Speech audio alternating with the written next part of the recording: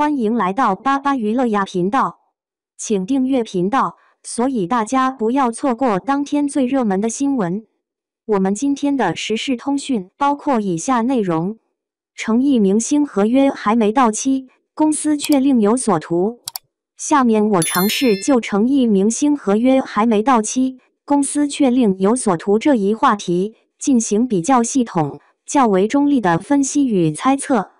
因为目前公开资料并未完全证实所有细节，以下内容有观点性和推测成分，仅供参考。一、背景梳理：诚意合约纠纷与舆论事件。在深入分析之前，我们先简单梳理一下诚意相关的合约纠纷、舆论事件等已知事实或公开报道，以免后文推论脱离现实基础。早年与前经纪公司的合同纠纷，媒体披露，广州天基演艺经纪有限公司曾作为诚意早年的经纪公司。近期，天基公司对诚意、其名下公司及欢瑞经纪发起合同纠纷诉讼。对此，欢瑞方面回应称，诚意与天基公司的经纪关系在2015年9月已终止，天基公司没有合理的法律基础提起诉讼。如果继续主张合同关系，可能涉嫌滥用诉权。代言物料被打码事件，在代言方面，有媒体报道茶饮品牌茶百道曾在推广视频中将诚意的海报进行了打码处理，引发粉丝不满。律师评论称，这可能构成对代言人权益的不尊重，甚至违约行为。资源空窗期与资源被压制的言论。有些娱乐圈观察或粉丝观点指出，因为涉及合约纠纷或与公司关系紧张，诚意在资源上出现空窗期，有潜在被卡位或被动调度的状况。有人称马上合约到期，诚意想平安离开欢瑞还没渡劫成功，欢瑞手里捏着资料可还不少，这种说法在网络上流传。工作室及经纪公司维权姿态。诚意工作室和欢瑞方面也曾公开声明，对于造谣、诽谤等行为保留法律追究权利。合约到期前的删减高光片段传言，有社交媒体爆料称，在其主演的新剧的后期宣传中，部分高光片段被剪辑或弱化，原因可能是与经纪公司、宣传方的博弈有关。部分帖子写道，因为诚意合约快到期，欢瑞公司要逼他续约，删了这么多诚意的高光片段，有事吗？综上，虽然并无权威媒体证实合约未到期但公司另有所图的说法为100%事实，但确实存在不少疑云和公开的争议点，这也为我们后续讨论留出合理的探讨空间。二、为什么会有公司另有所图的猜测？可能的逻辑与动因。当我们听说合约还没到期，公司却另有所图的说法时，这背后通常潜藏以下几类可能动机或机制。下面按几种常见的经纪公司艺人矛盾结构，结合诚意案情做一些解析。一、公司压迫续约延长控制期。在演艺经纪行业，有时即便合同表面上还没到期，公司也可能试图通过各种方式让艺人在合约结束后继续留下，或把跳槽成本设计得极高。其动因可能包括确保投资回报，公司在艺人早期可能投入培养成本，希望通过延续合约继续回收这些投入；控制艺人资源调度权，协议到期后若艺人有较强谈判能力，公司可能失去对其商业资源、品牌合作、剧本选择等方面的控制权；防止艺人跳槽抢项目，艺人若自由后跳槽其他公司或直接签剧组，有可能带走本来的资源，或让原公司失去未来收益。如果公司觉得自己的谈判地位在合约末期可能被削弱，他可能希望在合约期尚未结束时就开始布局、干预或施压，让艺人处于较弱的位置。二、暗中降级。即使合约未到期，公司也可能在资源分配、推广力度、剧本推荐、代言安排等方面收紧或卡位，以此逼迫艺人就范或避免其在合约期结束后走得太顺畅。具体表现可能包括：不再给出优质剧本或角色，在宣传物料中弱化曝光度，比如剪辑重点、打码、减少预告或海报资源，在代言、商业活动上施加限制，与平台、出品方、宣传方串通，限制艺人资源通道。如此一来，即便合同还有时间，艺人的市场活力也可能被抽血，从而在谈判时处于被动。在诚意案情中，就有粉丝或观察者指出他在剧集宣传中被删减高光片段的说法。若属实，这就可能是公司在暗中控制宣传资源的一种体现。3、制造合约纠纷、拖延、诉讼压力作为谈判策略。还有一种可能是，公司在合约还未到期的情况下，主动制造或触发纠纷，以此作为谈判的压力手段，迫使艺人在纠纷中妥协、续约，利用法律程序拖延，卡住艺人操作自由，通过诉讼风险向第三方施压，让其他商业方对艺人避让。在诚意的案例中，天机公司对其发起合同纠纷诉讼，即便欢瑞方面否认存在现实合同关系，若诉讼得以设立，有一定拉扯效应，也可能成为一种博弈工具。4、事实控制权资料掌握，公司持有关键资料或权利。另一个可能性是，经纪公司在艺人的合同中，往往会掌握一些关键资源或控制性资料，形象照、肖像权使用、宣传素材、过往演出合约、影视作品收益、版权分成、合约条款中的返还条款、违约金条款、竞业限制、优先签约权等。若公司掌握了这些筹码或核心资料，即便合约未到期，也可能对艺人采取某种隐性控制或威慑。艺人若争取更大自主权，跳槽或要求解除，随之面临资料、资金、合同纠纷被动。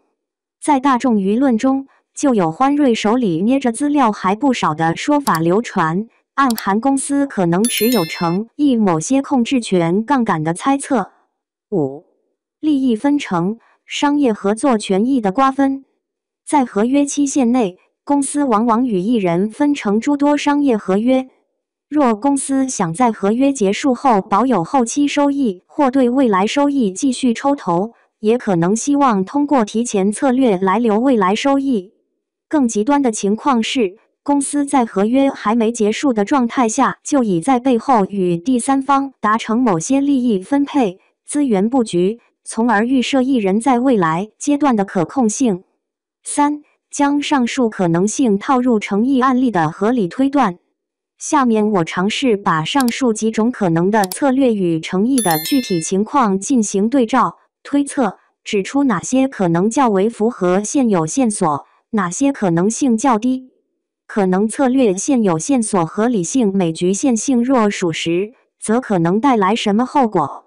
公司压迫续约延长控制期，有社交爆料说合约快到期，公司要逼他续约，有资源卡位等争议，虽然尚无强证据，但作为常见经济策略，存在可能性。若成功，公司可以继续控制诚意未来几年的资源布局；若艺人反抗，可能产生更多纷争。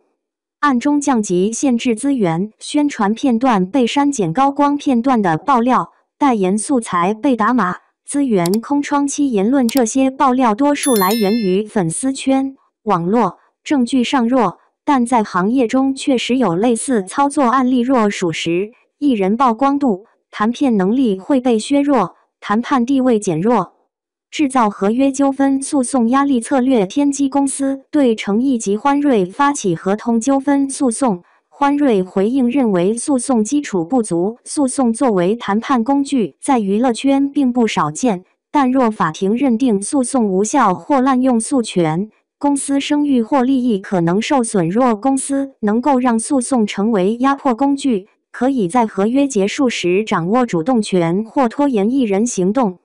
持有关键资料控制权。杠杆爆料中提及，公司手里捏着资料不少，艺人宣传素材受控等。这类杠杆通常在合同中会被艺人律师重点谈判。若合同对艺人不够保护，可能被利用。若公司确实掌握关键素材、宣发、版权控制权，艺人若想独立行动，会面临较大阻力。利益分成。后期收益瓜分。合约尚未到期，但公司可能提前布局商业合同，减少艺人可操作空间。在实际操作中，公司若提前锁定未来收益，会遭艺人及其代理律师强烈阻力，公开披露较难。若公司能够提前锁定商业分成权利，合约期满后仍可从艺人未来收益抽成，对艺人追求独立经营不利。从上表看，最具现实可能性且与现有线索吻合的几种策略是：暗中限制资源宣传控制和制造合约纠纷作为博弈手段。当然，若艺人的合约条款中已有较强的利益保障，那么公司在这些策略上的操作空间会被压缩。下面是几个若属实的假设情境推演，以帮助理解如果公司另有所图在诚意案中成立，其可能的演进轨迹与结果。推演情境一：公司提前打压宣传，以弱化谈判地位。假设公司认为艺人在合约末期谈判能力增强，就在合约尚未到期的阶段，即开始在宣传片、海报、预告片等方面刻意淡化或删减艺人高光片段。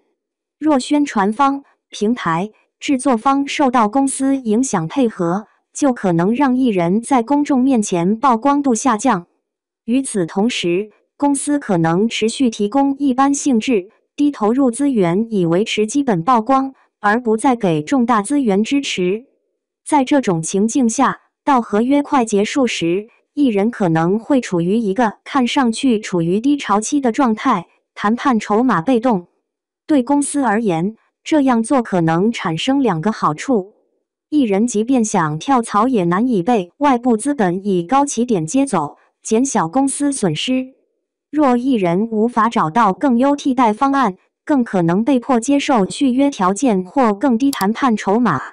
但这种策略也有风险，如果网民、粉丝、媒体注意到这种刻意弱化操作，可能引起反弹、质疑与声誉损伤。推演情境二：提前制造法律纠纷，拖延时间与加大成本。另一可能路径是，公司主动在合约尚未到期时就发起合同纠纷诉讼，或主张艺人存在违约行为、赔偿义务等。即便诉讼能否成立尚不明确，其存在本身就可能给艺人造成法律风险、资金负担与声誉压力。艺人在这种压力下，很可能被迫在合约期结束前就与公司谈妥续约或妥协条件。此外，诉讼可能导致制片方、平台、品牌方在合作时对艺人保持谨慎态度，这在商业运作中可能间接削弱艺人的吸引力。在诚意案中，天机公司对诚意和其相关公司提起合同纠纷诉讼，正是一个接近这种策略的现实举措。虽然欢瑞方面否认诉讼基础，但诉讼对艺人的压迫效应可能已在发挥。推演情境三：掌握素材宣发控制权，杠杆施压。如果公司在合同条款中确立了对艺人宣传素材、肖像权使用、渠道分发等方面具有较强控制权，那么即使合约未到期，公司也可能通过拔掉宣传插头、不授权关键海报、不给官方照等方式施压。艺人如果想单干或跳槽，要拿回这些素材或争取渠道授权，就必须付出高成本或谈判代价。在诚意案例中，粉丝爆料高光片段被删减、代言打码等，都可能是宣发控制层面杠杆作用的体现。虽然公开证据不足，但这种可能性在行业中并非罕见。4. 艺人当如何应对？假如公司另有所图的猜测在某种程度成立，艺人一方要想在合约期内及期满时保持更大主动权，可以考虑以下几条策略：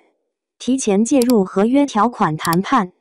在签约或续约阶段就应保证自主权、素材权利回购竞业限制条款、宣传资料分配权等条款的合理性和可操作权重，不给公司留过度控制的空间。在合约中明确宣传、代言、剧本选择方面的最低保障条款，保留独立媒体社交渠道运作权。艺人应保有部分自主的宣传渠道，不完全依赖公司控制。在公司宣传受限时，可以通过自身渠道维持曝光，与观众互动。素材备份与回购策略，在合同中争取素材回购权或素材使用权期限限制等条款，使得一旦与公司关系终止，艺人仍有权独立使用之前拍摄的摄影、形象照、海报照片、视频片段等，妥善保存个人素材、工作日志、宣传照片原始文件，以防被公司封锁控制。主动监控公司操作与舆情导向，对于宣传物料、剧本删减、宣传时机、剧集剪辑中的变动等保持警觉，及时通过法律或合同手段质疑不合理操作。合作方、制作方、平台若有背后合作公司暗中运营的情况，要提前调查与风险评估，借助第三方力量平衡权利，与实力平台、出品方、品牌方建立直接合作或信任关系，减少对经纪公司的完全中间依赖。在公司与艺人出现矛盾时，借力舆论、公关、法律等途径争取对称筹码，准备法律应对与预案。艺人应聘请专业娱乐法、合同法方向律师，提前设计应对策略。若公司采取诉讼、索赔、合约违规操作等，艺人需有快速应对机制。主动权在很大程度取决于合同设计、日常资源布局和风险意识。5. 结语与提醒：合约还没到期，公司另有所图这个说法，在娱乐圈并非空穴来风。许多艺人与经纪公司之间的纷争，都与合约控制权、资源调度、宣传控制、利益分杠杆等密切相关。在成毅的案例中，虽然还有很多尚未被公开证实的具体细节，但现有的一些爆料与诉讼行为，确实给公司可能在合约期就开始布局的猜测留有空间。作为外部观察者，我们应保持怀疑但审慎的态度，不宜把所有爆料都当作事实。但对于艺人、行业从业者而言，提高法律意识、合约谈判能力、资源自主度，是防止被动局面长期维系的关键。